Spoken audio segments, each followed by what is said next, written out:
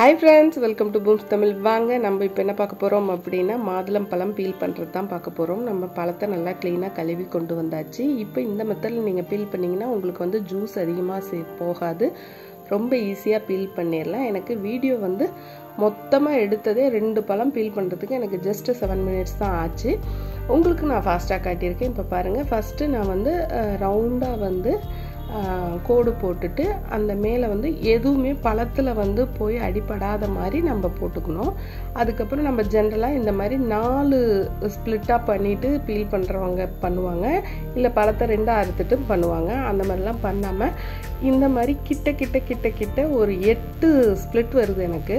இந்த மாதிரி 8ஆக நம்ம வந்து ஸ்ப்ளிட் பண்ணிவிட்டு 8ஓ 10ஓ நமக்கு எப்படி வருதோ, பெரிய பழமாக இருந்தால் இன்னும் 2 ஸ்ப்ளிட் சேர்த்து கூட போட்டுக்கலாம். இந்த மாதிரி பண்ணிவிட்டு அதை அப்படியே மெல்ல அழுத்தி கொஞ்சம் லைட்டாக ப்ரெஷர் கொடுத்து பிரித்தோம்னா ஈஸியாக பிரிஞ்சிடும். இப்போ பாருங்கள் நடு அந்த பார்ட் வந்துருச்சு.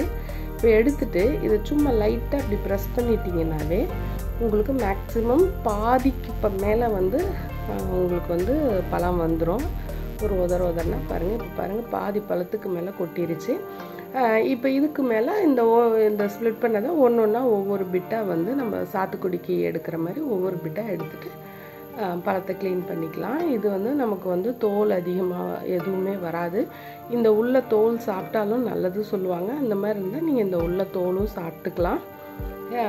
எடுக்கிறதுக்கு அந்த பெருசாக 4ஆக ஸ்ப்ளிட் பண்ணிவிட்டு நம்ம எடுக்கக்குள்ள உடையும் உள்ள வரைக்கும் நம்மளால் இப்படி பெண்ட் பண்ணி எடுக்க முடியாது. அதனால் நமக்கு வந்து நிறைய பீல் பண்ணக்குள்ள ரொம்ப கஷ்டமாக இருக்கும்.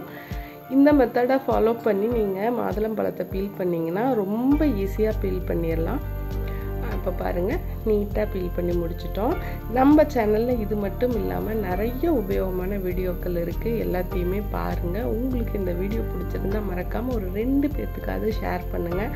நீங்கள் பண்ணுற ஷேர்ஸும் நீங்கள் பண்ணுற லைக்ஸும் சப்ஸ்கிரைப்ஸும் தான் எங்களுக்கு ஒரு பெரிய மோட்டிவேஷனாக இருக்கும்.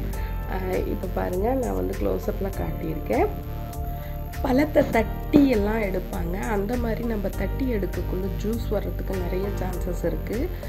ஜூஸும் வரும். ஆனால் இந்த மாதிரி நீங்கள் பண்ணிங்கன்னா கொஞ்சம் கூட ஜூஸ் வராமல் நல்லா எடுக்கலாம். இப்போது நீட்டாக நமக்கு அந்த பழம் பூராமே வந்துருச்சு. இப்போ பாருங்கள் இதில் ஜூஸ் ஆகலை. என் கையில் கூட எதுவும் ஜூஸ் அதிகமாக இருக்காது. இப்போது ஈஸியாக நம்ம பீல் பண்ணி முடிச்சிட்டோம். இப்போ அடுத்தது இன்னொன்றையும் நான் ஸ்ப்ளிட் பண்ணுறதையும் காட்டுறேன் பாருங்கள்.